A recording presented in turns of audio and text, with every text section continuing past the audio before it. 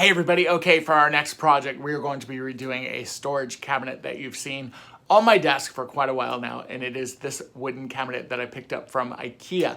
Now, when I originally bought this, I bought two of them, and I bought two of them because I needed to switch out the drawers in the first one. So what you see here on my desk is actually a combination of the first unit's drawers as well as the second unit's drawers. Now this particular storage unit is called the Moppe, and it's at IKEA, and it's spelled M-O-P-P-E. The first one I did was a apothecary cabinet, and I will link that video below and actually probably even include that video on the tail end of this video as a recommendation for you. But when I swapped out the drawers, this is kind of what was left of the drawers. So hopefully that makes sense. The drawers are super, super easy to take out and adjust around, which is one of the really fun things about this cabinet. Now, also, you may remember that in another haul video I did, I was able to go to an old hardware store that was closing, and I was able to grab all of these very different drawer pulls from a storage, and I'm dropping them on my foot. And then another one just dropped on my foot.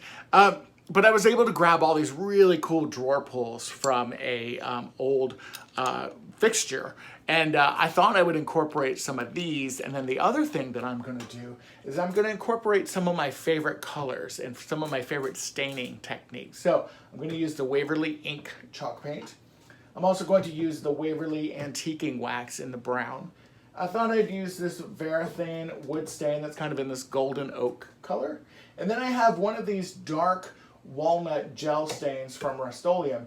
I typically don't like working with a lot of the gel stains just because they take a lot of time to dry, but I think for this unit it's going to be worth it, and I'm doing it early enough in the day that we should get some good sunshine to help this dry. So, Moppe wood cabinet, some stains or paints, and then some assorted drawer pulls. All right, let's get started. What I really like about this Moppe storage bin from IKEA is that the wood is all unfinished. Also, all of the drawers have these great finger holes, which enables you to move these drawers any position that you want to. Now, what I'm going to do is I'm actually going to put all of my drawers in backwards, so that finger hole is now to the back of the unit. And the reason why we're doing this is because we want a nice flat surface on our front side that we can adhere our drawer pulls to. And speaking of drawer pulls, I just went through all of mine and selected 4 that I thought would be the perfect addition to my storage cube. I stained the outside of my unit in dark walnut. I painted one drawer honey oak. The other I spray painted navy blue. I used my brown Waverly Antiquing Wax on the other drawer. And my last drawer, I used the Waverly Ink chalk paint. After everything had dried, I put my unit back together, and then I simply just drilled holes into the front of the drawers. That way I could put my handles on.